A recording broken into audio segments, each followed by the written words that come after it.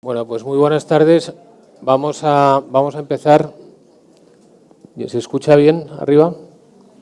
Bueno, pues vamos a empezar. Muchísimas gracias por venir y vamos a tratar de ser puntuales como siempre, porque siempre lo que creemos es que hay que portarse bien con los que llegan pronto, que es la forma de educar en la puntualidad. Hoy vamos a presentar el libro de Educación de Sonia Díez, y esto es una presentación de un libro que ya se publicó hace unos meses, casi un año.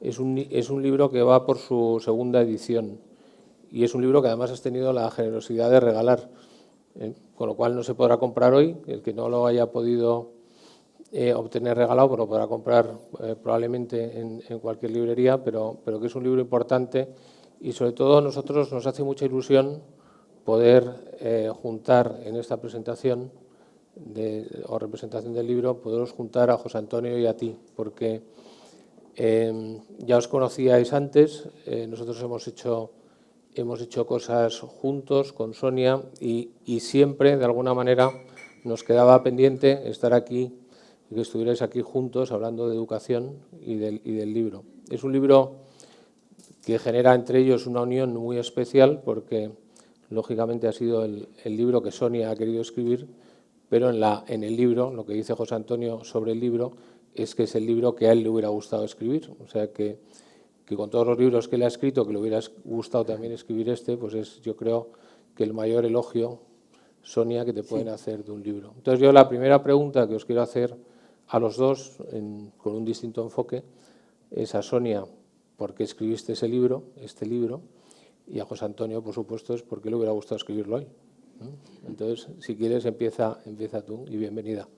Muchísimas gracias y gracias por acogerme en tu casa, Santiago, porque es un verdadero privilegio poder compartir cada una de estas inquietudes que te llevan a iniciar aventuras como las de hablar de educación en un foro, en una banca, ¿no? En un foro financiero, fundamentalmente, y eso dice mucho. A José Antonio, pues decirle que, claro, yo me he leído todas sus obras, te he conocido tanto durante tanto tiempo que cuando ya llegué a conocerte personalmente eras de mi familia, inevitablemente. Y ahora encontrarme al lado de mi maestro, pues hablando y compartiendo, bueno, pues distintos puntos de mira, que no en todos estamos de acuerdo, pues es un verdadero privilegio. El libro lo escribí yo te diría que desde el compromiso y desde el dolor. Y voy a explicarlo. El compromiso porque me había dado cuenta que había dedicado toda mi vida a la educación, que había hecho muchísimas cosas, muchas cosas muy bien hechas. Había fundado colegios, yo soy profesora además, soy psicóloga, había iniciado muchos proyectos de tipo experiencial y lo había hecho con el afán de ir construyendo sobre algo que a mí me parecía que yo era capaz de hacer bien. Después un cáncer de páncreas me puso en la línea de salida otra vez y me di cuenta de que quería volver a hacer cosas por la educación, pero desde una perspectiva completamente diferente, que era la de poder contribuir con todo eso que había conocido, que se me había dado, para conocer a lo que creo que puede ser un horizonte mejor para nuestros niños. Entonces, ahí viene la parte del dolor. Analizando lo que entendía que estaba pasando en la educación, me di cuenta de que había muchas cosas que ni siquiera nos cuestionábamos que se podían hacer mejor y que las razones por las que estábamos casi todos convencidos de que o bien no se pueden hacer o bien no merecía la pena meterse en ese berenjenal eran de tipo egoísta. No un egoísmo, como te diría yo, gobernado por la intención de hacer algo contra otro y a favor de mí mismo, sino por un egoísmo miedoso, el temor de, bueno, pues de fracasar o de incomodar o de que la quimera fuera excesiva con respecto a lo que uno a veces, bueno, se considera que puede dar. Y entonces, pues me puse a mirar al niño, pensé en todos esos niños que van 15, 16.000 horas de su vida al colegio, desde que tienen 3 hasta que salen con 18 años. Hasta los 16 es la educación obligatoria, pero lo cierto es que tal y como está estructurado nuestro sistema, la única o casi única forma de acceder a la universidad es pasando por ese proceso. vi qué es lo que hacían durante esas 16.000 horas y a mí, que se me había concedido una segunda oportunidad, me pregunté, ¿sería capaz de someterme a un proceso absolutamente estructurado y ordenado de tal manera y secuenciado de tal manera que yo consiguiera una finalidad supuestamente de éxito, que es lo que les ofrecemos a ellos, después de 15 años de su vida, de hacer lo que nosotros les decimos? Y la respuesta fue no. Me di cuenta de que cuando podemos elegir cómo vivir esas 16.000 horas, hay muchas más alternativas y que los niños merecen tener otras posibilidades que no se las estamos ofreciendo. Entonces, perdona porque me he alargado mucho con la respuesta, pero es que era importante poner el punto de inicio, ¿no? Es un libro que no lo escribo para mí, de hecho, todos los derechos son para el Padre Ángel, de Mensajeros de la Paz, que además nos acompaña aquí y te lo agradezco mucho, Padre. Y bueno, pues la verdad es que está creando pues un poco esa conversación que yo creo que era necesaria, ¿no? ¿Qué podemos hacer? ¿Por qué no lo hacemos? Y qué estamos dispuestos a jugarnos para hacerlo. Te puedes alargar todo lo que quieras, ¿eh? Gracias. José Antonio, ¿por qué te hubiera gustado escribir este libro? Bueno, yo hace un par de años escribí un libro que se llamaba El bosque pedagógico, que era mi experiencia después de haber revisado de una manera muy sistemática pues lo que se estaba haciendo en todo el mundo en temas de educación, en temas de pedagogía y en temas de psicología educativa, para llegar a la conclusión, a dos conclusiones. Una, que estábamos hechos un lío, y segundo, que a mí había leído los libros más aburridos de toda la humanidad, de manera que no les recomiendo que escriban un libro como ese, porque se iban a aburrir mucho. Entonces, bueno, me llegó un libro, otro libro más sobre pedagogía. Bueno, yo conocía a Sonia por su faceta más profesional de fundadora y directora de un colegio. A mí eso me interesaba más, y me interesaba el que en el título apareciera la palabra acción, porque el 90% de los libros sobre pedagogía y sobre psicología que había leído y estudiado eran libros muy teóricos, es decir, eran libros que no comprendían que el objetivo de la educación no es que los niños sepan, es que los niños vayan a actuar bien. ¿En qué? En la vida corriente, en su vida profesional, en su vida familiar, en su vida ética. Es decir, que nosotros educamos para la acción. Y para educar para la acción necesitamos también tener una postura activa. Es un libro que, por lo tanto, está diciendo que para educar hay que ser activos, que hay que educar para la acción, que el aprendizaje también es activo y que la sociedad necesita una movilización educativa para que esto se ponga en marcha. La educación, todo el mundo habla de ella y, sin embargo, uno de los problemas que tenemos los que nos educamos a la educación es que la educación no interesa a nadie, salvo a los padres que tienen hijos en edad educativa, nada más. ¿Soy muy pesimista? No, solamente tienen que leer las encuestas que hace todos los meses el CIS y ver si alguna vez aparece la educación entre las principales preocupaciones de los españoles. No aparece nunca y los políticos que están muy pendientes del CIS piensan, esto debe ir fantástico, porque nadie le preocupa y por qué vamos a hacer nada. Y seguimos sin hacer nada desde hace muchos años.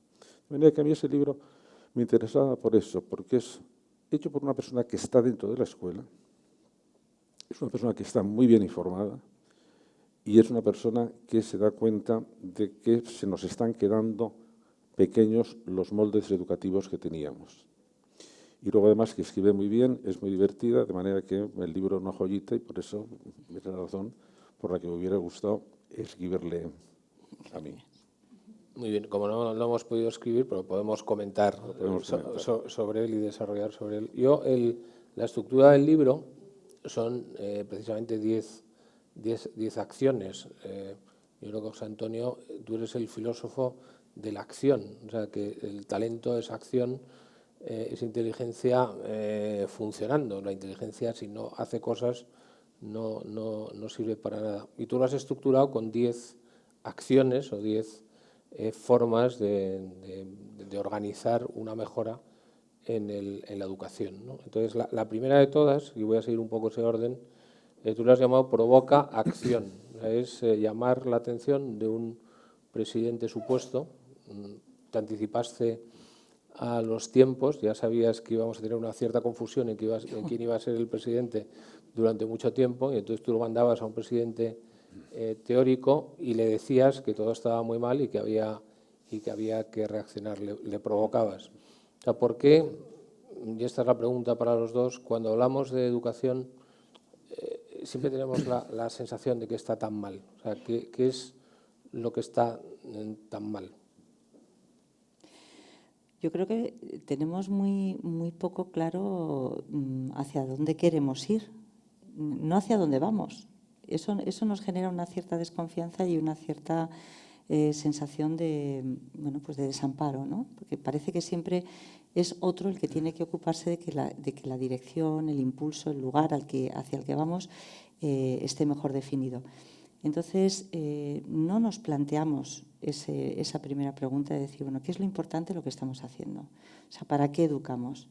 ¿Para qué tenemos un sistema que dice que se ocupa de los niños y de su bienestar en su amplio sentido de la palabra, ¿no? De que estos niños, a través de ese proceso que nosotros les obligamos a seguir, porque es obligatorio, van a tener más oportunidades profesionales, van a tener más oportunidades de conocerse a sí mismos, van a tener más oportunidades de ser libres y, por lo tanto, elegir mejor. Es decir, hemos pautado algo que necesariamente tienen que hacer y que, sin embargo, de puertas para adentro y en soledad o en solitud, pensamos que quizás no es tan claro que sea así. Entonces, la verdad es que cuando tú vas hablando con las personas, los miembros de la comunidad educativa, casi todos tienen alguna queja. Y eso también es un síntoma de que algo está molestándole, con lo cual tampoco existe bienestar. Los profesores se quejan mucho y están cansados y están asustados y están preocupados. Los padres también se quejan, se sienten solos, se sienten asustados, tienen un nivel de incertidumbre importante, ven que los niños no están necesariamente mejor que antes y los directores de colegio se quejan también, se sienten desbordados, no saben exactamente qué es lo que se espera de ellos. La administración se queja de que no tiene las alianzas o las posibilidades de pactar que necesitaría para poder introducir los cambios. Los divulgadores se quejan de que con todos los avances científicos y toda la información que tenemos de la neurociencia hacemos oídos sordos a la hora de llevarlo al aula. Y entonces la primera provocación es preguntar, bueno, ¿y si todos estamos a disgusto, por qué no hacemos nada para cambiar esta situación? Porque cualquiera de nosotros, si estuviéramos viviendo una realidad de este tipo en nuestro ámbito de trabajo, en nuestra familia, en nuestro contexto de amigos, introduciríamos algún cambio y diríamos, es que así no quiero seguir. Entonces, la primera provocación es esa. Y ojo, porque es una provocación hecha desde la esperanza, y lo digo al final precisamente de esa pequeña introducción, de que algún día los niños nos digan que acertamos en algo, que nos equivocamos en algo, pero que lo intentamos y que sobre todo fuimos lo suficientemente valientes como para dar un paso adelante y hacer cosas que, avaladas por esos conocimientos que tenemos y esas experiencias que hay en el mundo entero y la importantísima accesibilidad que tenemos a cualquier información en el día de hoy, pues que hicimos aquello que podían esperar de nosotros, que era todo lo que sepamos hacer para que ellos estuvieran mejor.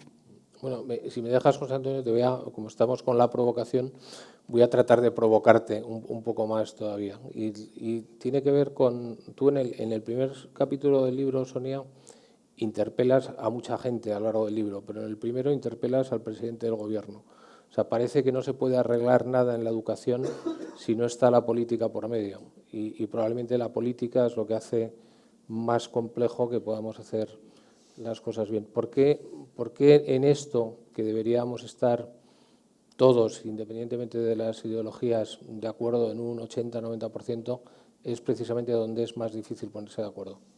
Bueno, yo creo que primero hay que precisar bien las cosas. Es decir, nosotros nos quejamos mucho de la educación, pero en este momento tenemos la mejor escuela que hemos tenido nunca.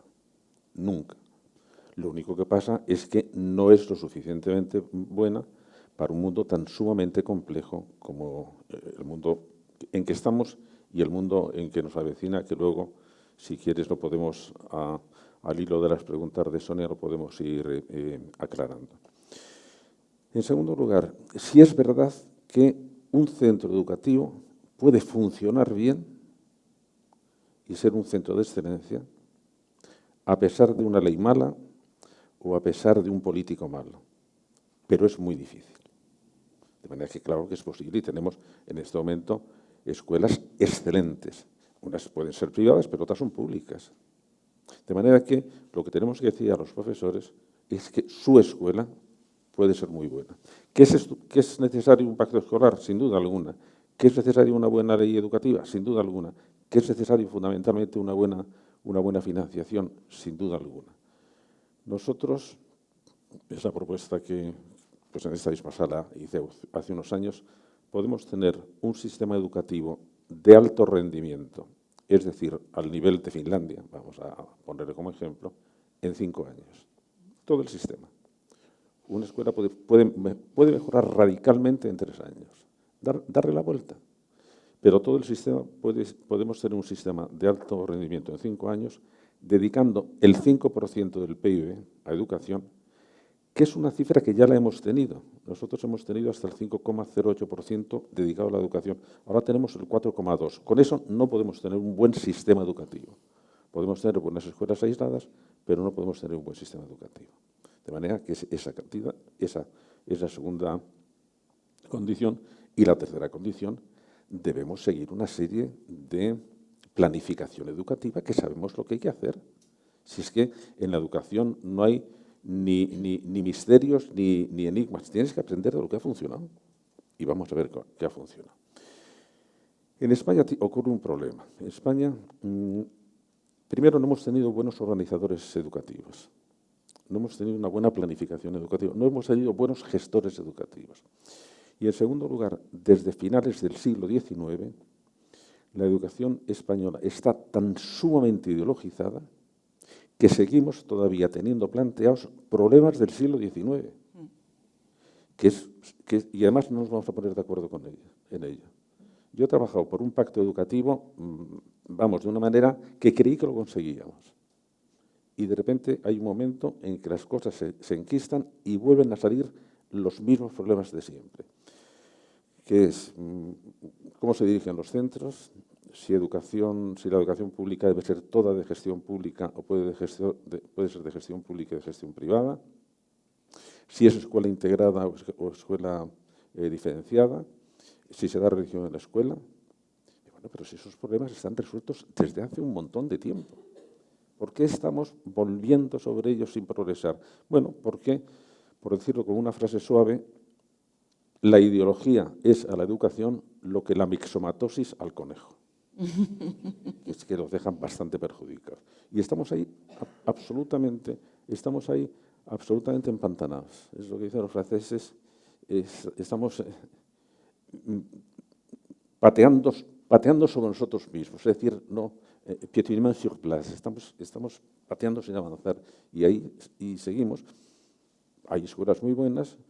Tenemos en general, claro, ten en cuenta, Santiago, que cuando yo entré en la universidad, en el año 60, el 83% de los españoles solo tenía educación primaria. Claro, el otro 17% que íbamos a secundaria, estábamos ya muy cribados, es decir, pasaban a la educación secundaria los que habían podido entrar. El otro 83% se quedaba afuera. Bueno, ahora tenemos escolarizados a toda la población hasta 16 años. Tenemos el índice de segundo ciclo infantil de 16 años, el mayor de toda Europa, que tenemos nosotros, y por lo tanto sí estamos haciendo las cosas bien. Lo que pasa es que tenemos un mundo muy complicado y vamos a tener un mundo todavía más complicado.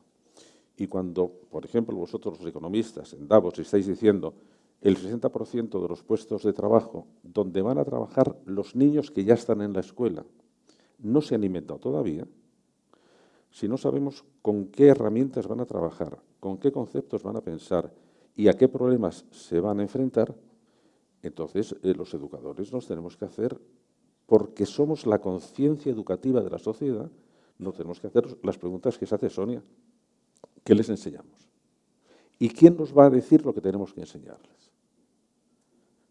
Y ahí es donde... Yo creo que esa pregunta, que es muy interesante, a mí me ha parecido muy interesante, que es partir, tú lo haces, de preguntarnos qué es la educación y qué tenemos que conseguir con la educación. Cuentas una historia que me parece que lo explica muy bien, me lo he apuntado, porque son los quirimbos de Mozambique, que son una tribu en Mozambique, de una gente muy apegada a la tierra, porque creo que viven de la pesca y de la caza y de la agricultura. Sí, sí.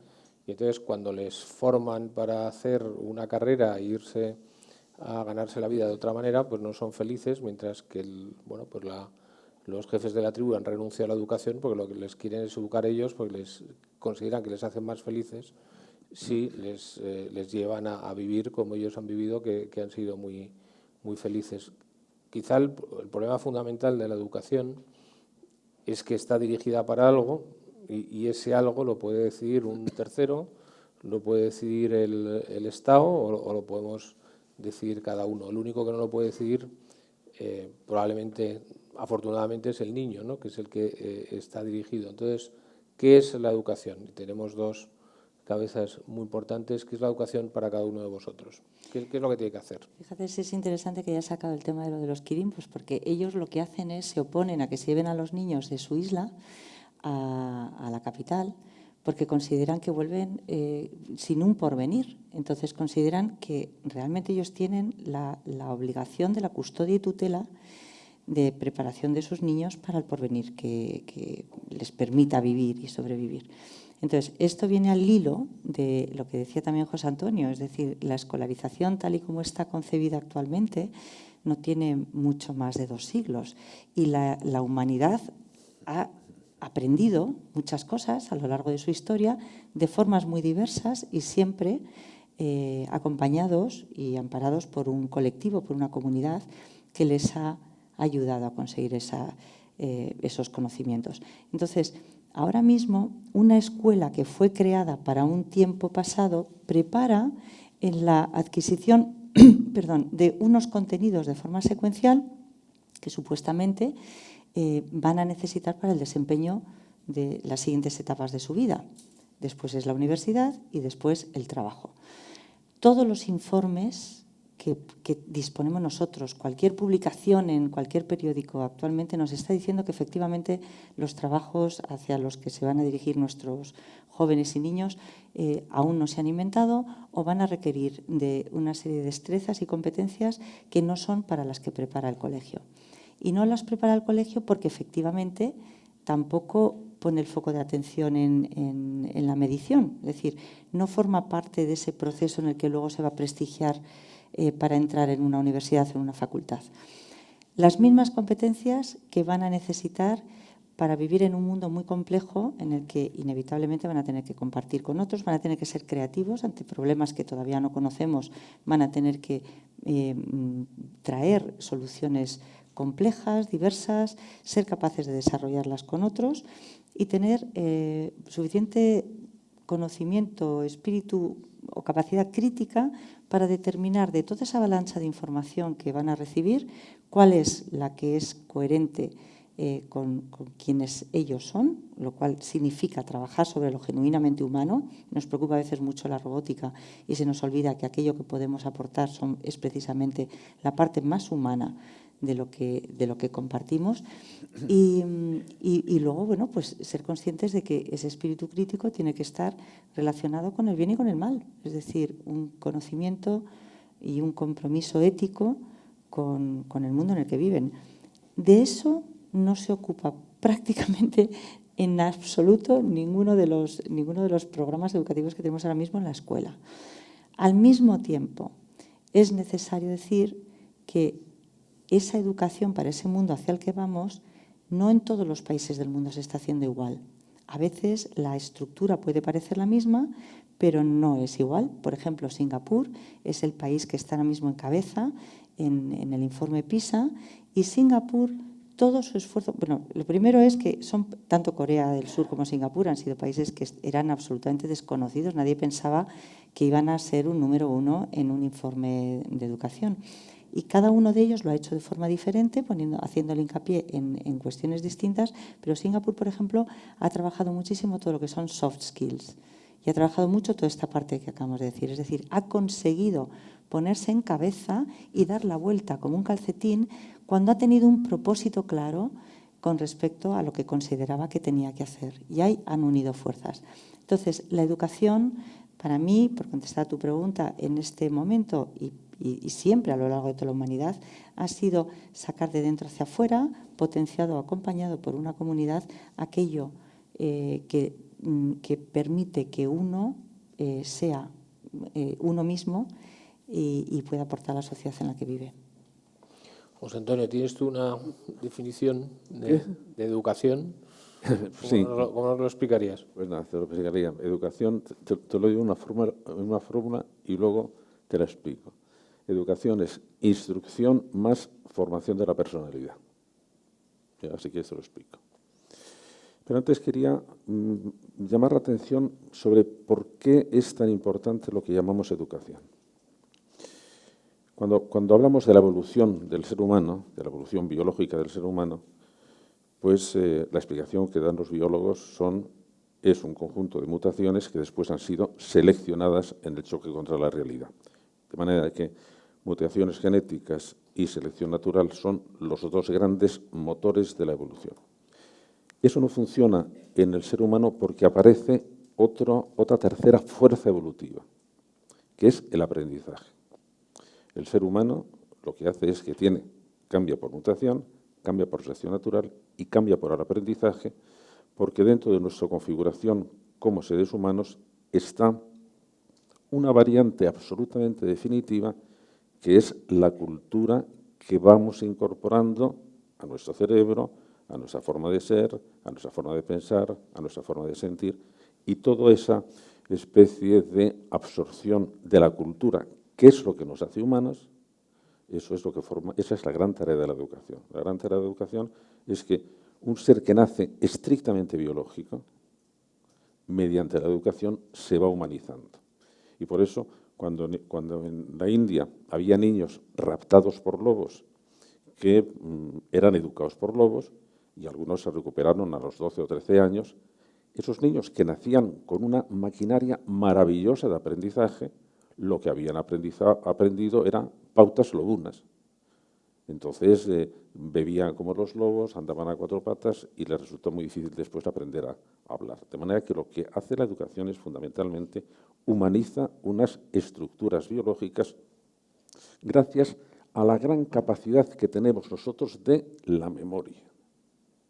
Nosotros somos biología y memoria. Por eso es tan absurdo decir, no te aprendas nada de memoria, entonces ¿con qué lo vas a aprender? ¿Con la nariz? No, nosotros somos la biología y cómo hemos ido transformando, transfigurando, ampliando esas posibilidades biológicas mediante todas nuestras estrategias educativas. ¿Cómo absorbemos la cultura? Pues la cultura tiene dos aspectos. Hay un contenido, digamos, material de la cultura, las matemáticas, la lengua, la historia, la física. Ya, pero todos esos son conocimientos que tiene una persona. Y una persona que va construyendo durante fundamentalmente sus primeros 15, 16, 17 años, va construyendo su personalidad, es decir, su carácter, es decir, su forma de enfrentarse al conocimiento, al aprendizaje, a las relaciones, a las emociones, a cómo va construyendo su memoria, a cómo va adquiriendo unas habilidades de distinto nivel, unas son prácticas, otras son teóricas, otras son afectivas. Y entonces todo eso forma el perfil de esa persona. Cuando estamos diciendo es una serie de habilidades que está cogiendo, que está aprendiendo, estamos fragmentando al sujeto. Y eso es una mala herencia que la psicología nos está dando. La psicología en este momento no nos da un modelo de sujeto humano que verdaderamente nos sirva para la educación, porque lo ha fragmentado. En la Asociación Americana de Psicología, que es muy potente, hay 50 divisiones que no se hablan entre sí. Cada una aprende un poquito. Entonces, nosotros lo que tenemos que es decir, pero ¿y este niño cómo está? A partir de su temperamento, que es lo que ha recibido al nacer, ¿cómo va a ir configurando su personalidad aprendida? A partir de la cual después ya hará sus planes de vida y se enfrentará y definirá y diseñará su futuro. Pero en la época de la educación está configurando su carácter, está configurando esos recursos que le van a permitir, bueno, enfrentarse con las cosas, seguir aprendiendo, mantener relaciones, valorar lo bueno y ser capaz de resistir a lo malo, a lo desagradable, y todo eso es lo que estamos haciendo, formando el carácter de ese niño. Y ahora sí tenemos y ahora sí sabemos cómo hacerlo.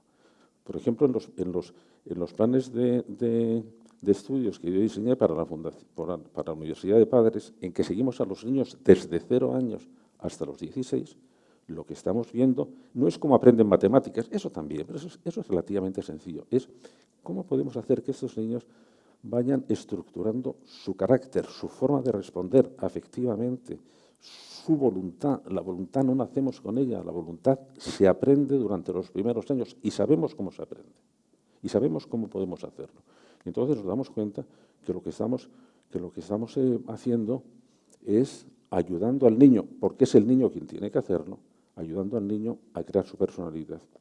Y ahí hemos tenido que recuperar nociones que habíamos olvidado y que eran nociones fundamentales y que curiosamente, como en Europa tenemos la gran virtud de que despreciamos las cosas buenas que tenemos, menos mal que luego las descubren los americanos y luego las supimos a los americanos, toda la estructura educativa europea durante 19 siglos se fundaba precisamente en la fundación del carácter.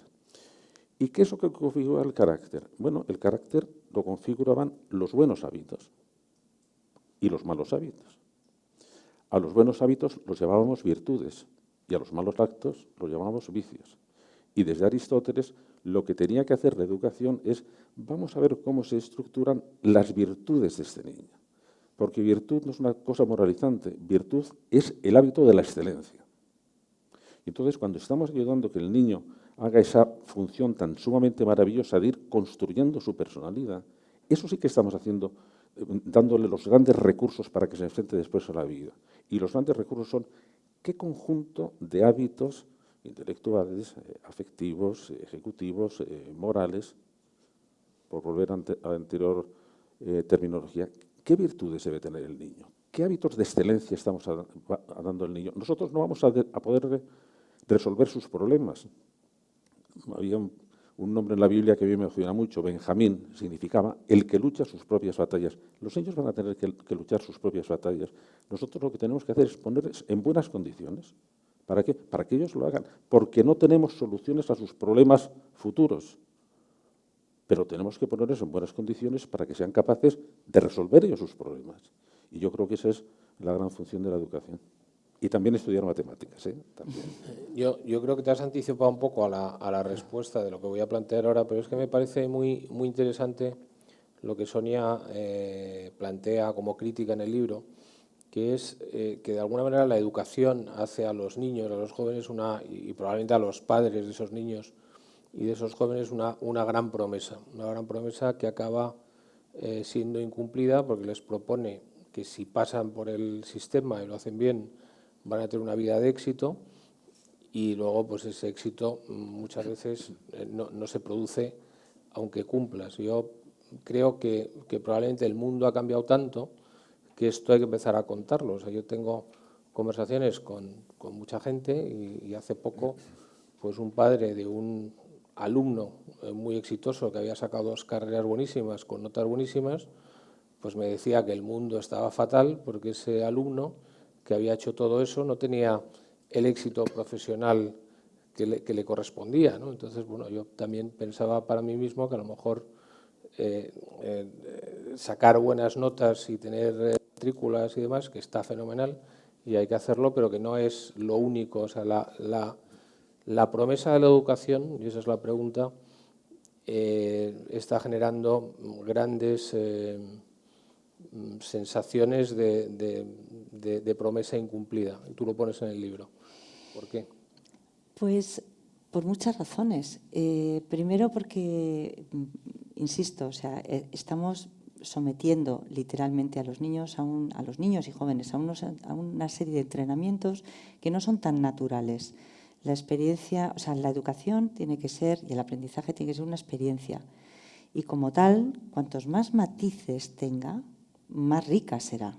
O sea, alimentarse es una experiencia, pero ahora estamos todos en el mundo de la gastronomía, alta, baja, mediana, pero a todos nos parece que hay que buscar matices, sabor, disfrute en lo que tenemos.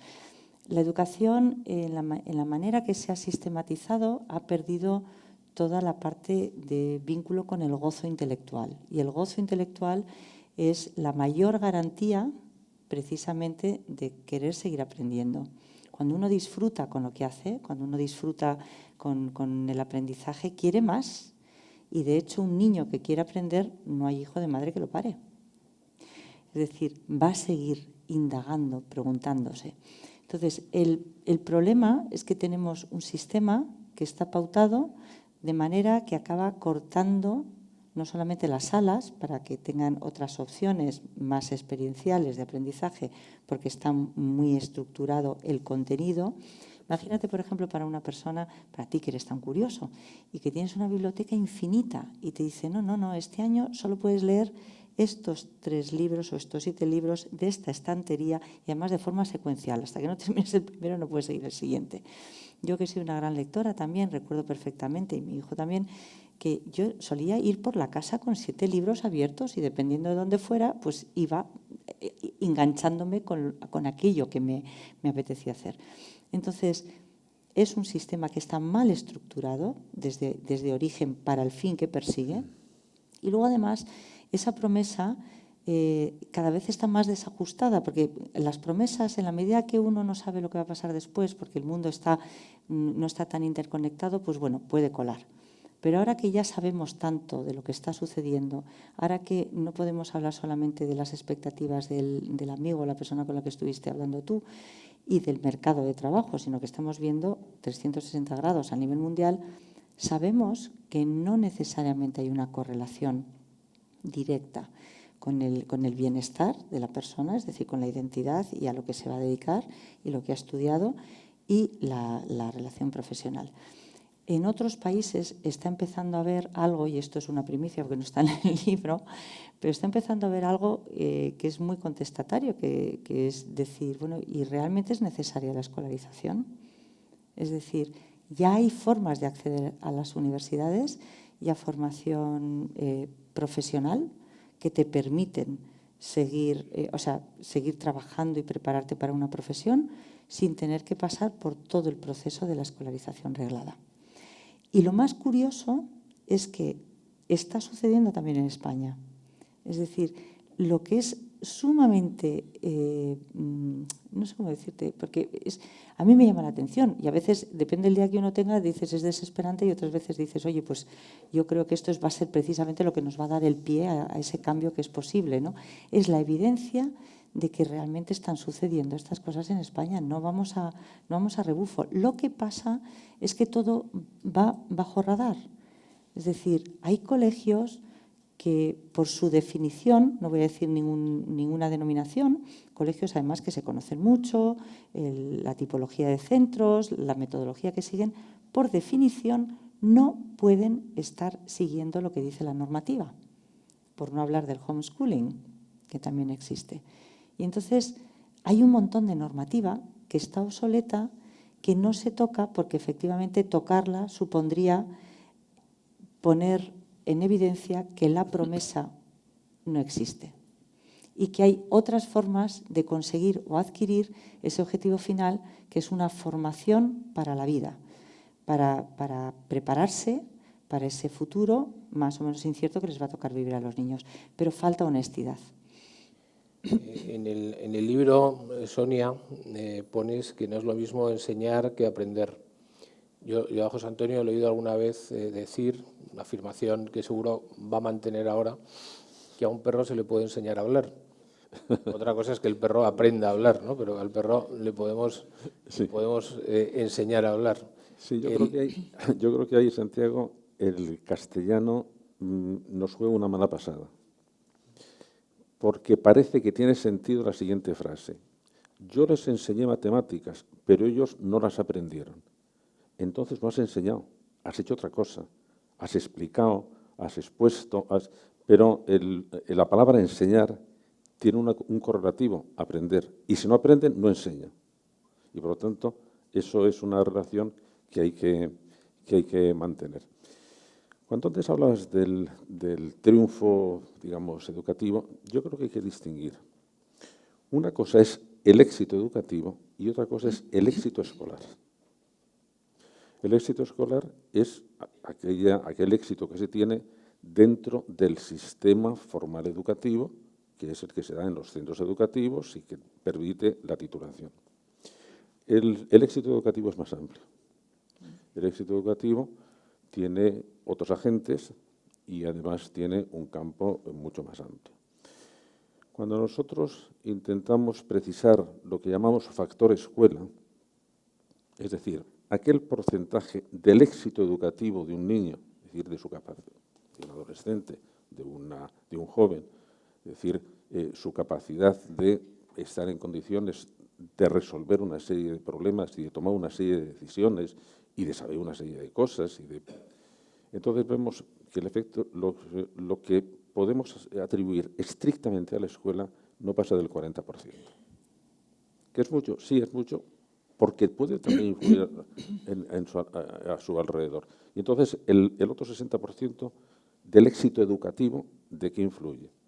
Influye fundamentalmente de la procedencia socioeconómica de las familias, de la acción de las familias y de la acción de todo el entorno del niño. Entonces, ¿qué pasa? Que cuando nosotros estamos hablando de que hay que mejorar todo el sistema, tenemos que decir que hay que mejorar todo el sistema social para que beneficie la acción escolar, que entonces se nos facilitaría mucho. ¿Por qué es importante, por ejemplo, la escolarización de 0 a 3 años? Porque es el medio que tenemos más eficiente para intentar borrar esa brecha socioeconómica de los niños, es decir, niños que están en medios socioeconómicos muy deprimidos o con muy bajo nivel educativo. Si les incorporamos pronto al sistema escolar, podemos paliar de alguna manera esa brecha. Pero tenemos que tener una visión del mundo de la educación más amplia e implicar a todos los agentes que están allí. ¿Cuál es nuestra labor como docente? Bueno, precisamente porque somos la conciencia educativa de la sociedad, debíamos ir a las familias y decir, mirad, conviene que hagáis esto. Ir a los municipios y decir, oye, que necesitamos que nos ayudéis en la educación. Ir a los políticos, si tenéis mucha paciencia, o si tenemos mucha paciencia, ir a los políticos y volverles a decir, oye, ¿por qué no os tomáis esto en serio? ¿Por qué? Algo tan sumamente fundamental. Porque las pruebas, los estudios que tenemos, que siguen siendo clásicos de la consultora McKinsey, ¿qué mejora un sistema educativo? Pues mejoran fundamentalmente dos cosas. Primero, el nivel del profesorado y segundo, el nivel de los equipos directivos. Y eso tú, Sonia, lo sabes hasta qué punto un buen equipo directivo te cambia un centro, pero vamos, en muy poco tiempo. De manera que entonces... Yo quería preguntaros un poco por los profesores, lo pones en el libro, y luego por los padres. O sea, los padres os voy a dejar para el final porque son los grandes culpables de todo. Al final, además, somos los que estamos aquí y los que nos interesa más saber qué estamos haciendo bien o qué estamos haciendo mal. Pero en el caso de los profesores, que tú, bueno, pues eres crítica o por lo menos bastante descriptiva con lo que tiene que ser un buen profesor, tú has hecho, José Antonio, un alegato en su momento que no fue bien entendido de cómo se podría tener mejores profesores, y parece que claramente en un sistema la diferencia de calidad está en la calidad de los profesores, ¿no? ¿Qué se puede hacer para tener mejores profesores? ¿O por qué, preguntado de otra manera, por qué consideramos que no tenemos el nivel de profesores que nos gustaría tener en España? Pues vuelvo otra vez a lo mismo, porque realmente no queremos decir la verdad. Es decir, vivimos en esa especie de verdad secuestrada de lo que hay. Mira, la evidencia es que tenemos profesores que tienen 1.300.000 seguidores de niños que aprenden con lo que ellos enseñan online. Y sin embargo, seguimos obligando a que los centros educativos tengan algo absolutamente arcaico, que es una ratio, es decir, un 1,3 profesores por aula, el aula definida por un espacio cerrado de niños agrupados por la misma edad y de no más de 25 niños. Entonces, además y adicionalmente, ese profesor tiene claro que durante toda su vida académica, profesional, va a estar trabajando solo, es decir, todos trabajamos en foros abiertos donde unos y otros podemos decir, oye, mira, esto que has hecho no lo entiendo, explícamelo, o no me gusta, o bueno, pues has metido la pata, como comentábamos antes, y bueno, pues es evidente que las personas nos equivocamos y tenemos que rectificar, ¿no? Entonces, el profesor tiene una vida de aislamiento, una vida profesional absoluta, y encima se le asigna una asignatura y una etapa para toda su vida. Es decir, vas a dar clase de lengua para niños de 6 a 12 años. Y ya está. Olvídate aspirar a otra cosa si no tienes que pasar por otro tipo de procesos.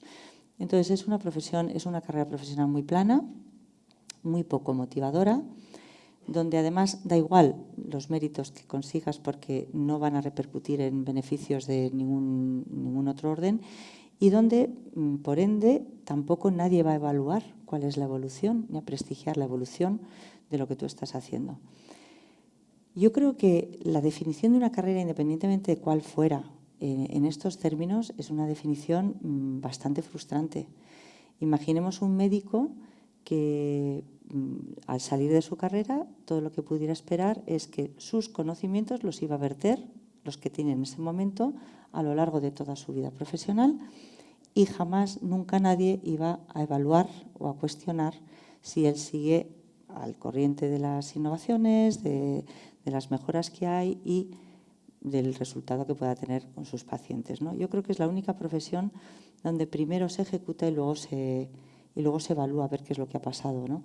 Y estamos jugando con material de altísimo riesgo, son nuestros niños, son seres humanos en unas etapas muy dúctiles, donde efectivamente están aprendiendo pues muchas cosas, desde normas de comportamiento sociales hasta cuestiones éticas, la generosidad, la compasión hacia sus congéneres, ¿no? Todo esto se aprende en estas etapas de forma muy natural y muy espontánea. Entonces, a mí no me sorprende lo que está pasando. ¿Qué es lo que pasa? Que cuando un profesor está viendo lo que está sucediendo por fuera y no está preparado para lo que le está viniendo por delante y todo el mundo le señala con el dedo acusador, la reacción natural desde el punto de vista psicológico es a cerrarse y a evitar que la gente, que la gente ocupe ese espacio. O sea, lo primero que hay que hacer es empezar a hablar claro, empezar a ser mucho más honestos. Eso nos va a hacer mucho más vulnerables a todos, hablar realmente de las cosas que necesitamos, pero un sistema no se cambia si todos los miembros de ese sistema no son capaces de identificar al otro, de mirar al otro y darle su espacio. Los profesores ahora mismo, si no hay un cambio programado, van a tender a una proletización de su trabajo, porque no va a haber ninguna distinción para lo que ellos están haciendo. Y lo que ellos están haciendo lo van a poder hacer mucho mejor, probablemente incluso las máquinas, lo que se está haciendo ahora mismo. Entonces, se trata de darle un valor añadido a la función docente y, por supuesto, hacer las inversiones necesarias para que puedan tener los apoyos y el desarrollo que ellos necesitan. Mira, cuando nombraron ministro a Méndez de Vigo, yo le escribí una carta, entonces escribí en el Confidencial, diciendo, señor ministro, no caiga usted en el mismo error que han caído todos sus antecesores de pensar que si yo cambio una ley, cambio la escuela. No, la escuela se cambia cuando cambia lo que sucede dentro del aula. Entonces, usted quiere cambiar las cosas, acérquese al aula y vea que allí, ¿quién hay? Están los alumnos, que vienen con su historia puesta, están los profesores y están los directores de los centros y están las familias. Acérquese a eso. Y, en primer lugar, por su ministerio, acérquese a los profesores.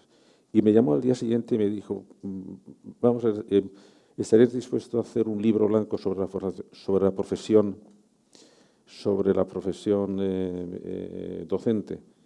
Y le dije, sí, sí, con tal de que, tal como yo lo hago, lo publique el Ministerio. Dijo que sí, entonces hicimos con mi equipo de trabajo y con muchísimas cientos de colaboraciones, hicimos un proyecto de formación del profesorado.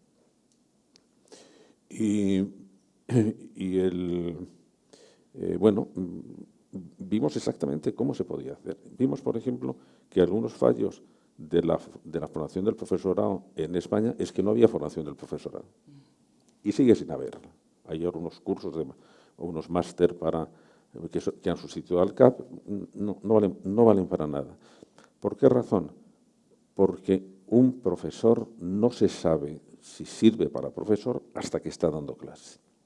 Entonces, todo el criterio de selección que tenemos para entrar en el profesorado, que es tremendo en un sistema funcionarial, porque cuando se ha entrado en el sistema, de ahí no se sale, de manera que la selección del profesorado para entrar dentro del proceso de la profesión educativa tiene que ser muy fino, muy fino, muy fino, porque va a durar toda la vida. Y entonces lo hacemos por unas pruebas teóricas, sin darnos cuenta de si esa persona tiene vocación, le gustan los niños, no le gustan los niños, le gustan los adolescentes, odia a los adolescentes y sabe entenderse con ellos. Entonces, una de las cosas que hacíamos, que ya parecía que todos lo habían, que propusimos, que parece que todos lo habían aceptado, es que igual que al médico termina su carrera y luego que tiene que hacer un MIR, que ese MIR ya es profesional dentro de un hospital, y entonces ahí está ya curando, pero ya está, digamos, teniendo una paga, ya ha pasado la primera fase. ¿Qué teníamos que hacer los profesores? Los docentes tenían que tener, después de haber hecho su carrera y después de haber pasado una oposición, como un examen, como los médicos, tenían que tener 2 años de formación y de evaluación ya en un puesto de trabajo que era dando clase. De manera que tenía, porque además vimos unas cosas sorprendentes. En los países que van bien en educación, los profesores dedican más de 1/3 parte de su tiempo a formación y a colaborar con otros profesores. Me pidieron que revisara un estudio hecho en 21 países de la OCDE, que era el TALIS, sobre los profesores españoles. El 40% de los profesores de secundaria españoles decía que nunca les había dicho nadie si estaban dando bien o mal las clases. ¿Por qué? Porque en España es una especie como de ofensa que alguien entre a tu clase. Bueno, no, a mi clase es un sitio abierto. Aquí puede entrar quien quiera, con tal de que no dé la lata. Pero a ver qué hacemos. Vamos a ver. Y vamos a aprender uno de nosotros. Y todavía había una cosa más. Mientras que el 60 y tantos % de los profesores finlandeses decían que no se consideraban suficientemente formados para su profesión, cerca del 90% de los españoles decían que sí, estamos suficientemente formados. Es decir, hay una especie, al no tener ningún tipo, al temer la crítica tanto, y al blindarnos todos nosotros, es decir, el blindaje de un profesor con su aula es un disparate, pero es donde estamos. Mira, yo con mis alumnos en mi burbuja. No. Tú con tus alumnos y con el otro profesor y con el otro profesor, y vamos a ver cómo somos capaces de colaborar en eso. De manera que sabemos cómo hacerlo. Bueno, efectivamente el Ministerio publicó ese plan, dijo que estaba estupendo y debe estar en algún montón, en algún cajón. ¿Por qué no se ha hecho? ¿Por qué no se ha hecho? Siempre que aparece por aquí tu amigo Schleicher Sí. o alguno de la Unión Europea, saca. No, sí, tenemos este plan, tenemos este plan del profesorado. ¿Y por qué no lo han hecho? La verdad. ¿Por qué no lo han hecho? Vamos a ver. Yo creo que tienen... Bueno, primero porque no les interesa. No, se les para la calle. Hubo una reacción muy fuerte, porque tú planteabas un aprendizaje y los profesores se manifestaron en contra, ¿no? Claro, porque es que hemos creado muchos vicios y porque, claro, el problema estaba en que si queremos hacer un cambio de la escuela en este momento, tienen que hacerlo los que estamos ya en la escuela. No podemos decir que venga una nueva generación que va a estar formada de una manera tremenda. No. tendrá que ser los que hay ahora. Y claro, en todas las organizaciones, incluidas las financieras, en todas, hay un rechazo a cambiar. Hay un rechazo a cambiar. Es decir, toda institución intenta mantenerse. ¿Por qué? Porque la gente que está se siente muy incómodo pensando que tiene que hacer otra cosa, tiene miedo, tiene buena intención, no es por mala intención, es que no sé si lo voy a saber hacer. Tengo ahora que reciclarme, ahora tengo que volver a aprender. Y entonces, inmediatamente que en una organización, incluida la escuela, se dice hay que cambiar, se generan unos sistemas de autodefensa. No hace falta. Y entonces no hace falta. Y eso, lo del 90% estamos suficientemente formados, es literalmente un mecanismo de autodefensa. No me exija más porque a lo mejor no sé hacerlo. Bueno, Entonces, creo que en España el 90% de los conductores piensa que conduce mejor que la media. Sí. Esto matemáticamente no encaja muy bien. y al 100% mejor que las mujeres. Sí. Sí, pero fíjate la perversión, es decir, tenemos un estudio que se ha elaborado, que ha costado dinero del contribuyente, que está muy bien avalado porque había un grupo de expertos y tiene un valor, ¿vale? Y además es un encargo que se hace, es decir, hay una preocupación por parte de la autoridad para decir, bueno, pues venga, vamos a hacer algo de esto. Tenemos el estudio. No se utiliza porque a pesar de que sea un cambio o que es un cambio necesario en beneficio de los niños, el colectivo al que afecta depara el país.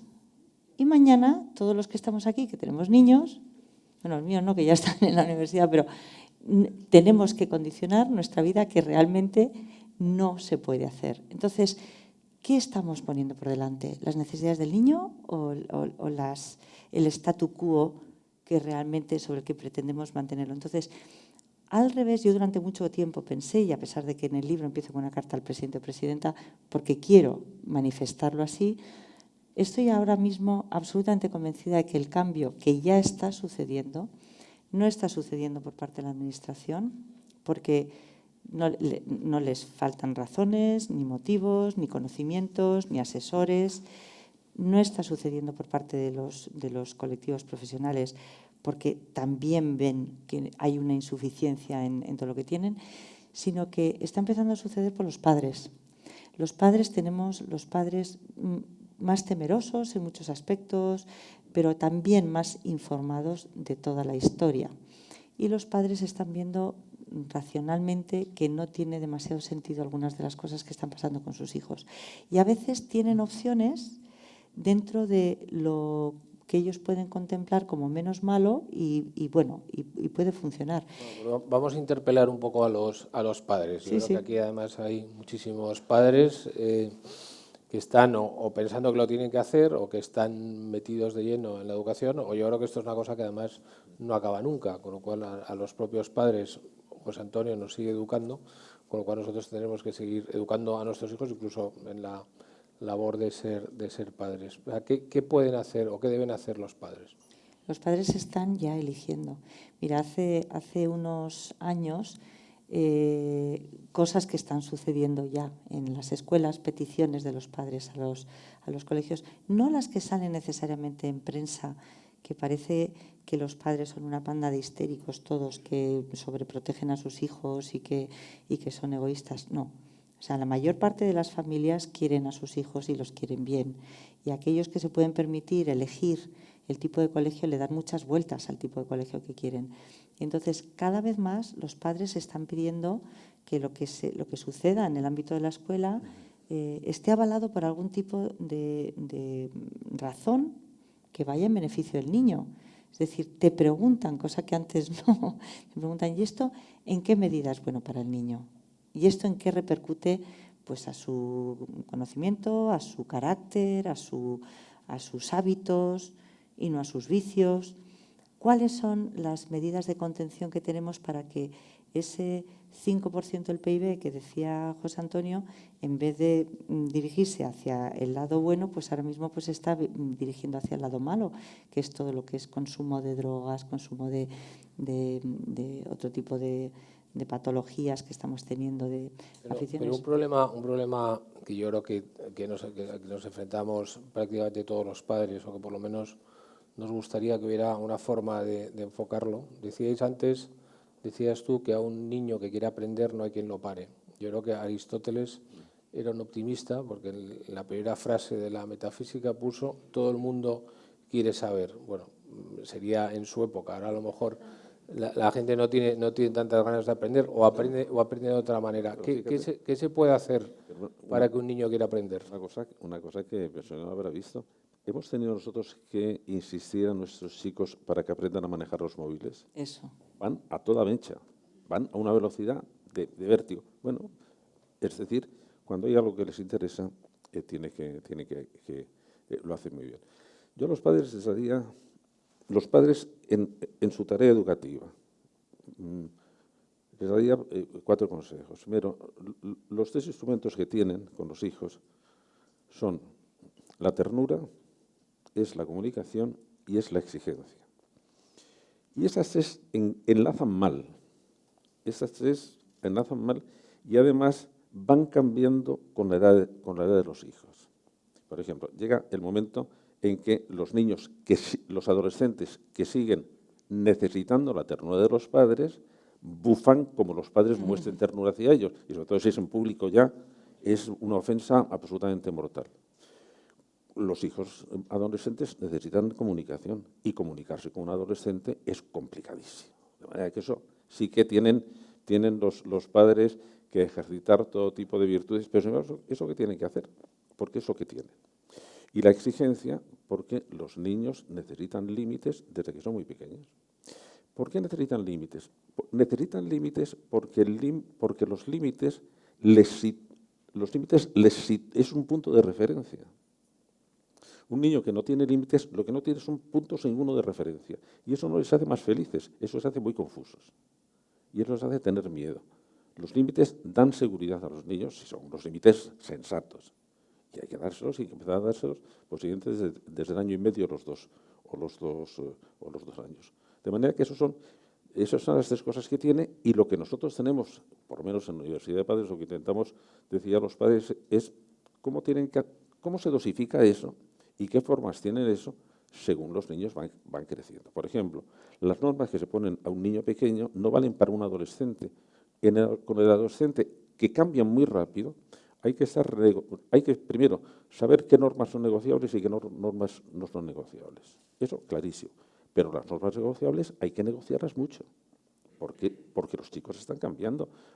Antes sabíamos que en el verano de los 14 años les pasaba a los chicos y a las chicas algo rarísimo, porque cuando venían de las vacaciones de los 14 años no los conocíamos. Ahora eso está pasando antes, pero sabemos que se están acelerando los cambios y que tenemos algunos problemas. Por ejemplo, si tenéis hijos pequeños, el último ciclo de primaria es fundamental. Es fundamental, porque sobre todo el último curso de primaria, es decir, antes de cuando tienen 11 años. ¿Por qué razón? Porque hemos comprobado que hay algún tipo de problema que tenemos que resolverlo antes de que pasen de secundaria. Porque si no los hemos resuelto, se van a agravar. El primero de ellos es todo lo que tenga que ver con inseguridad o con timidez. Un niño o una niña que es tímida o tiene miedo social en primaria, en el momento que cambia de sistema educativo, cambia muchas veces de centro, cambia muchas veces de amigo, cuidado, que eso puede sobrecargar su capacidad de enfrentarse, de manera que tenemos que tratarlo antes. El segundo tema, la agresividad.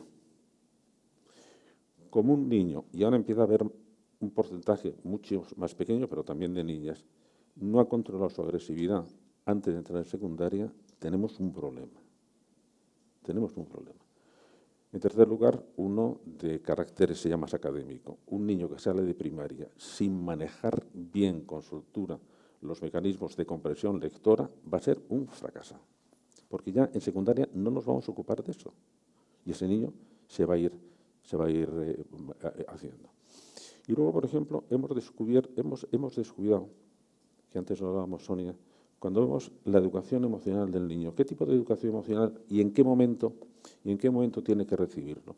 Es muy triste que los sistemas, la pedagogía educativa, que fundamentalmente durante muchos años se basó en los estudios de Piaget, que manejó muy bien cuáles eran las etapas formativas de la inteligencia del niño, únicamente se ocupaba de la inteligencia cognitiva.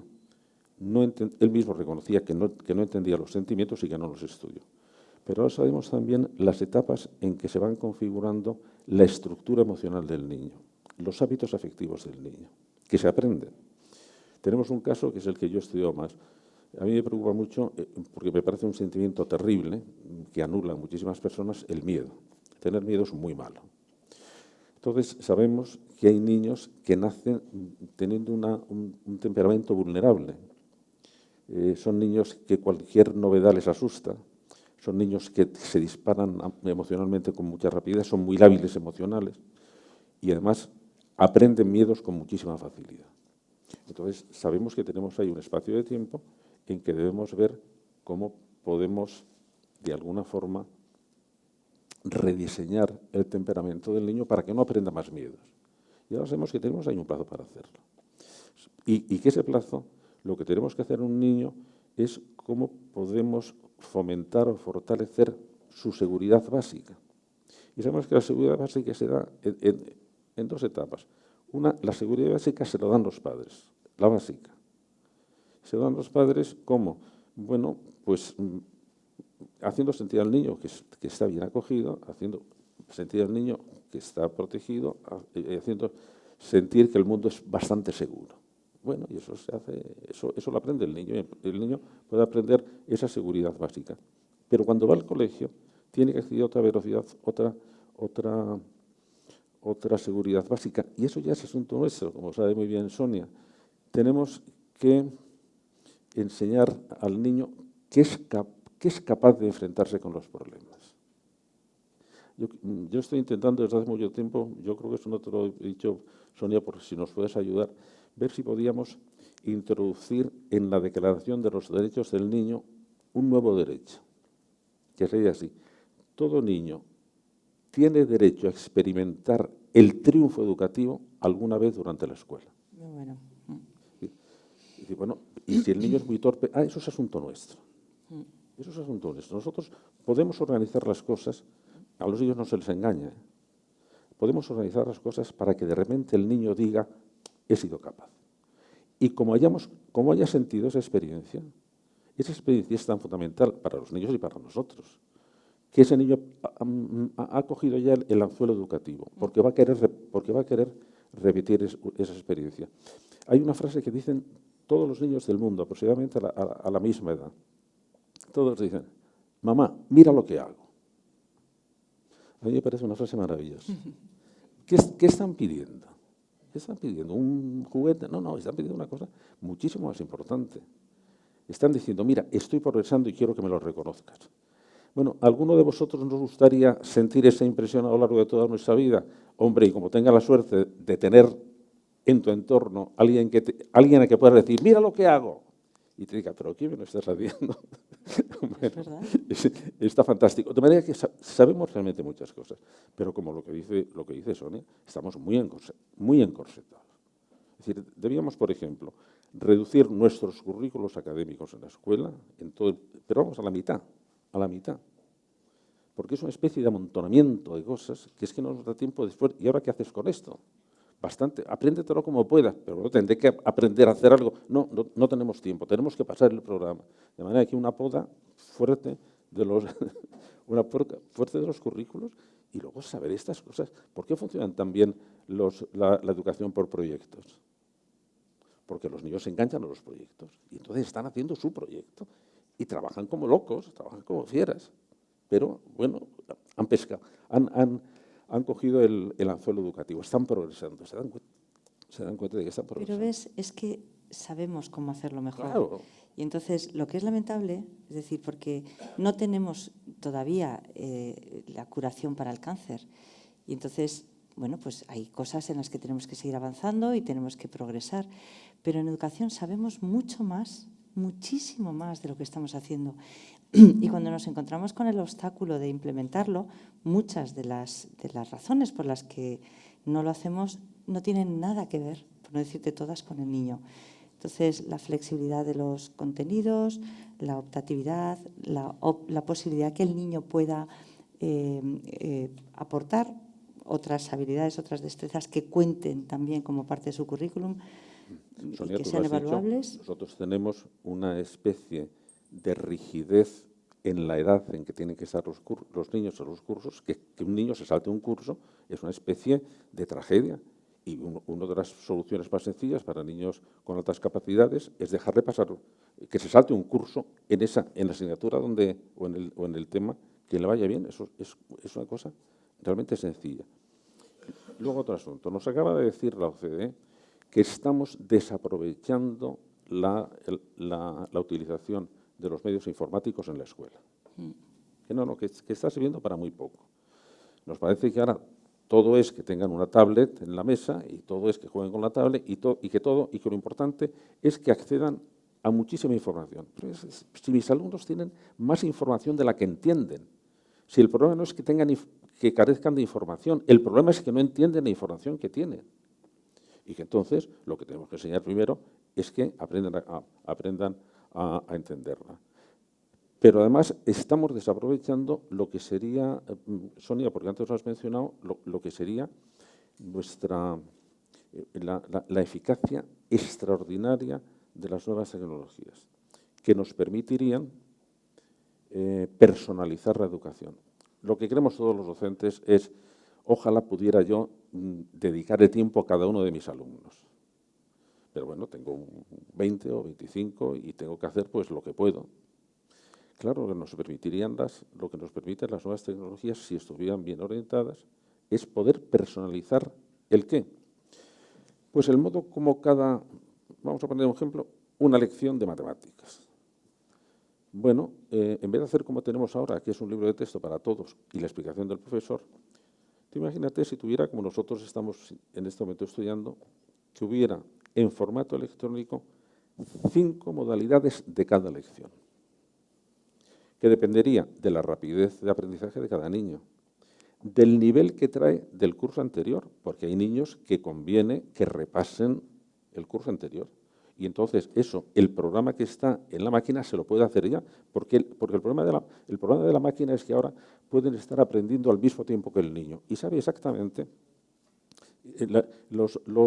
las investigaciones sobre aprendizaje adaptativo que está financiando Bill Gates con un montón de millones, es cómo puedo yo hacer que un programa de ordenador vaya al mismo tiempo que el niño, entendiendo en qué está fallando el niño y adaptando el programa de esa lección de matemáticas para que el niño la entienda. Y eso lo está haciendo no el profesor, que no tiene tiempo de hacerlo, lo está haciendo realmente un programa de ordenador para enseñar ese curso de matemáticas. En cambio, esa lección, a un niño que tiene altas capacidades, dedícale una línea, 5 minutos, y que pase otra cosa, porque le vas entonces a traer. De manera que tenemos ahí la posibilidad de lo que no puede hacer el profesorado, que se puede dedicar a otras cosas realmente importantísimas, pero en estas cosas, si tenemos un sistema pedagógico docente apoyado en programas que nos van a venir, y eso se los advierto, eso se está haciendo ya. Pero no lo están haciendo los sistemas educativos nacionales, lo están haciendo las grandes empresas de informática que quieren ser los grandes educadores. Concretamente, Google quiere ser el gran educador de todo el mundo mundial, y son gente muy lista, y son gente que lo están haciendo muy bien, y son gente que nos van a desbordar, pero vamos, nos van a desbordar, nos vamos a quedar atrasados los sistemas nacionales de educación, pero con muchísima facilidad. Ya estamos hablando del futuro y yo creo que, me gustaría ir terminando, pero hay dos grandes temas que me gustaría tocar, siempre desde la perspectiva del consejo que me gustaría que dierais a los padres para ver cómo afrontar esto, que creo que es muy relevante. O sea, uno de los problemas que tenemos todos, padres, abuelos, hijos, es que el mundo al que nos enfrentamos es un mundo aparentemente más complejo que el que conocimos hace 30 o 40 años. Entre otras cosas, hace 30 años parecía que el futuro iba a ser bueno y ahora, por alguna razón insospechada, parece que el futuro va a ser malo.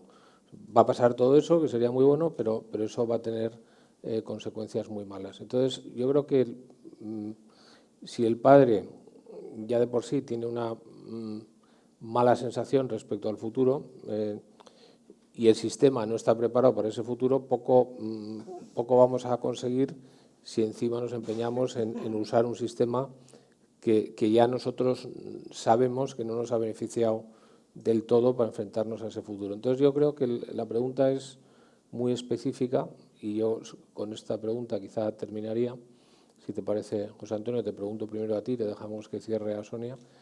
La pregunta es, desde el punto de vista de padres, en esa planificación que todos de alguna manera queremos hacer para hacerlo bien con nuestros hijos porque les queremos mucho, ¿qué tenemos que hacer? O sea, tenemos que ir al colegio de siempre, a la universidad de siempre, cómo tenemos que plantear los tiempos, en lo que es obligatorio, cómo podemos influir, en la parte ya más de elección, cómo les podemos ayudar. Pero vamos, si llegara a veros un íntimo amigo con un hijo que está todavía a tiempo, ¿cómo le definiríais? ¿Cuál sería su planificación ideal de aprendizaje? ¿Qué tipo de bachillerato? ¿Qué tipo de Yo creo universidad? Que en España sí es importante que nos demos cuenta, algo que en otros países lo saben desde hace mucho tiempo, la elección del colegio para los niños es muy importante.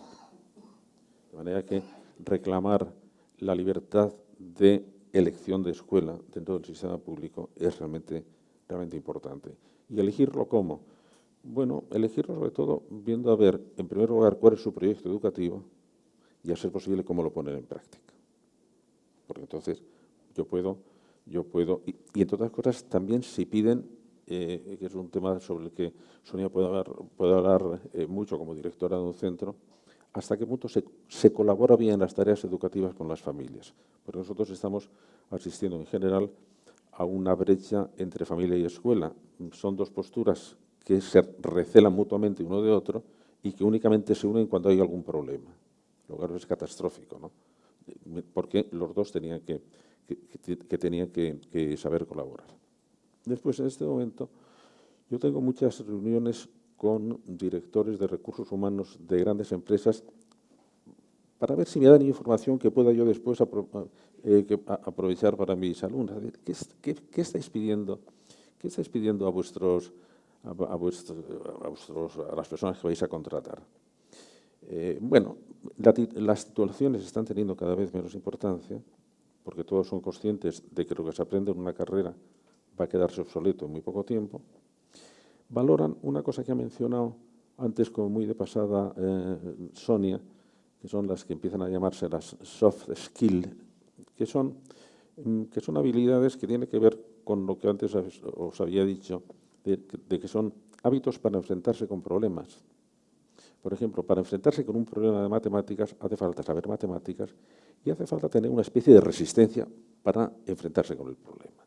De manera que si sabes mucha importancia, si sabes muchas matemáticas y eres un perezoso o te desanimas con mucha facilidad, no vas a resolver el problema. De manera que estamos ahí jugando con otra serie de cosas. En lo que todos los directores de recursos humanos de las empresas insisten ahora es lo que pedimos es una palabra inglesa que tiene difícil traducción, learnability, la capacidad y el deseo de seguir aprendiendo siempre y de hacerlo con rapidez. Entonces, ¿qué es lo que intentamos hacer en las escuelas y qué es lo que debían también fomentar las familias? Primero, la absoluta certeza de que van a tener que seguir aprendiendo siempre. Pero segundo, que eso no es una condena. La experiencia de aprender es una de las experiencias gloriosas de la humanidad. De manera que tenemos que recuperar que aprender es una buena experiencia. Y evitar lo que nos sucede ahora. Todo niño entra en la escuela con muchas ganas de aprender y sale de la escuela con muchas ganas de aprobar. Y en medio hemos perdido el enorme motor que guía el aprendizaje. De manera que yo diría mantener la capacidad de aprender. Y si me dejas un minuto, Santiago, a mí sí me gustaría que os llevarais a casa una cosa porque me parece realmente importante. También para todos nosotros, que ya no estamos, por desgracia, en la escuela, ahora estamos ya fuera de la escuela, pero nos estamos ahora vemos con toda claridad que hay una ley absolutamente implacable a los que todos estamos sometidos, que ha funcionado siempre, pero que ahora es tan clara, que tenemos que no olvidarla. Es lo que llamo la ley universal del aprendizaje, que dice lo siguiente: toda persona, toda organización o toda sociedad, para sobrevivir, necesita aprender al menos a la misma velocidad con la que cambia el entorno. Y si quiere progresar, a más velocidad. Eso quiere decir que lo que necesitamos es una especie de compromiso con el aprendizaje de todos a cualquier edad. Porque nosotros también tenemos que seguir aprendiendo y tenemos que seguir al mismo tiempo y tenemos que crear entre todos un ambiente de entusiasmo por el aprendizaje, porque es que no tenemos sino salvación, no tenemos solución. ¿Os preguntó alguien a vosotros si queríais aprender a manejar un ordenador? No. Os dijeron, o aprendes o te vas a la calle. O sea, se acabó. Y eso se va a acelerar cada vez más. Y si no creamos en nuestra sociedad una especie de actitud no solo acogedora, sino una actitud entusiasta hacia el aprendizaje que también sepamos transmitir a nuestros hijos o a nuestros nietos, vamos a tener muchas dificultades. Yo creo que ese es, muy someramente, un consejo que doy a sus padres, a los padres, a ver si conseguimos transmitir la pasión por aprender a todos nuestros críos.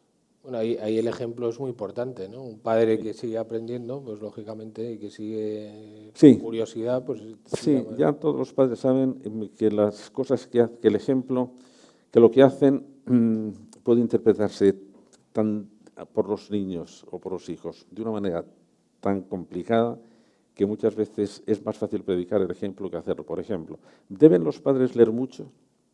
Sí, y eso va a conducir a los hijos a que lean o que tengan una fobia a la lectura porque ha sido su competidor en la atención de los padres durante la infancia.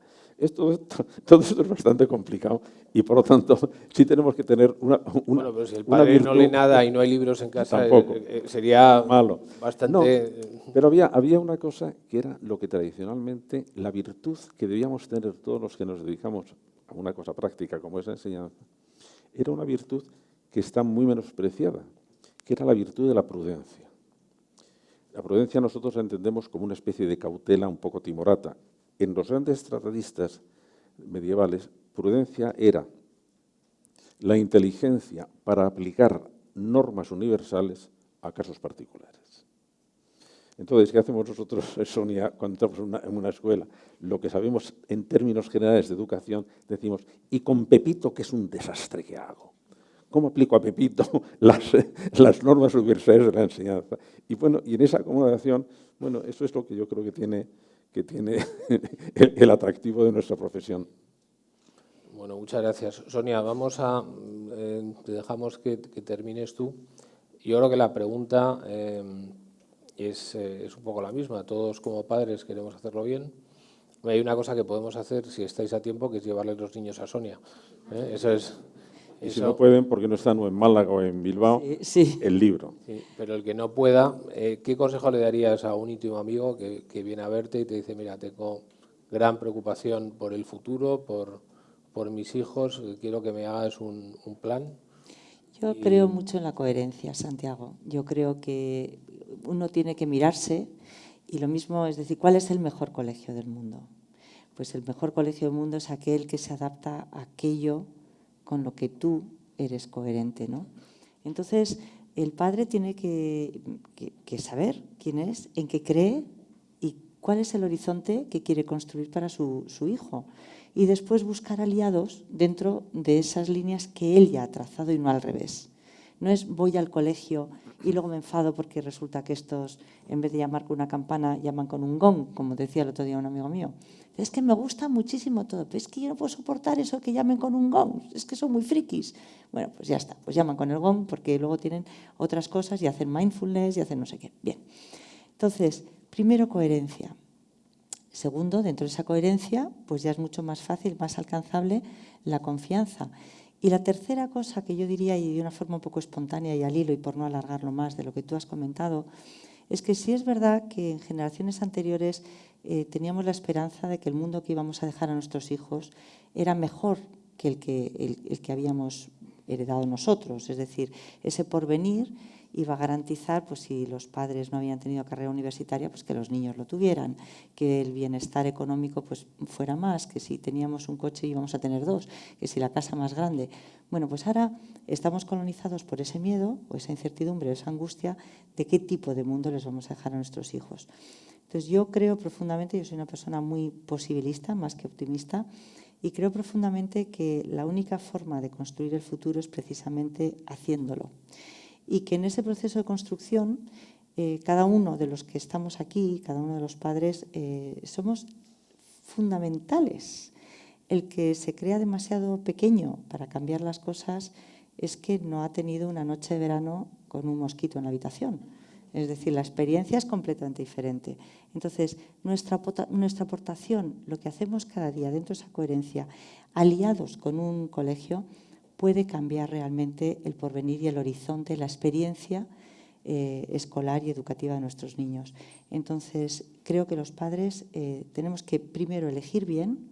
No vale querer cambiar el mundo cambiándole al otro. Elijamos bien el lugar que es coherente donde estamos nosotros y a partir de ahí contribuyamos con aquello que nosotros sabemos y podemos aportar. Ese sería un poco el resumen, ¿no? Entre otras cosas porque creo que se ha llevado en exceso la crispación a la conversación y al diálogo educativo, en parte porque la politización de lo que se trata no tiene nada que ver con la realidad, que es una de las cosas que cuento en el libro, con la realidad que hay que cambiar, que es accesible en la medida que seamos honestos y que digamos que ya sabemos hacerlo mejor, pero que no nos está, como dicen los jóvenes, molando mucho hacer lo que tenemos que hacer. Entonces, ese sería el resumen.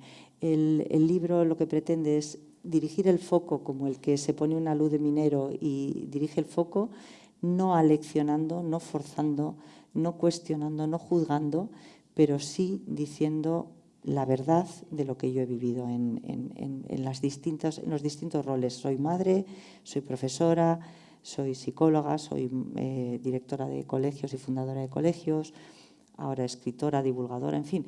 He tenido que negociar muchas cosas con la administración y entonces, bueno, pues eso se me ha regalado y eso es un poco lo que yo aporto. Y este libro, yo tengo la impresión de que está dando, en cierto sentido, una especie de cuerpo a una movilización en torno al libro. Yo creo que tiene que ser muy agradable para ti y muy interesante para todos. Sí, es muy bonito y te agradezco mucho que lo digas, porque la verdad es que yo no lo he buscado de entrada, entre otras cosas porque el mundo del que yo vengo no tiene nada que ver con eso.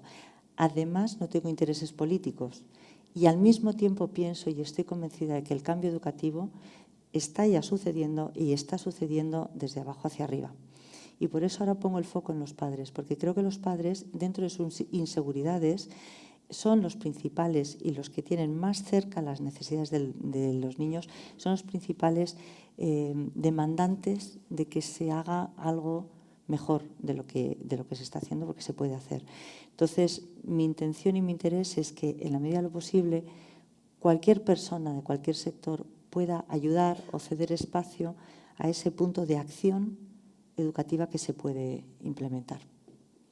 Gracias. Muy bien, pues vamos a terminar. Yo, por hacer el matiz, me considero tremendamente optimista y creo que lo que tenemos respecto a un futuro peor es una mala narrativa. O sea, yo creo que el futuro siempre ha dado grandes sorpresas muy positivas y empezábamos la conversación diciendo que aunque la educación está mal, está mejor que nunca. Lo que pasa es que nos gustaría que estuviera mucho mejor y eso aplica prácticamente a todo. Yo creo que además este futuro mejor se hace con personas como vosotros que afrontáis los temas, que tenéis iniciativa, que tenéis ganas e ilusión. Yo te doy la enhorabuena por el libro, las gracias por estar aquí y a José Antonio también muchísimas gracias y os pediría a todos un aplauso fuertísimo para ellos. Gracias.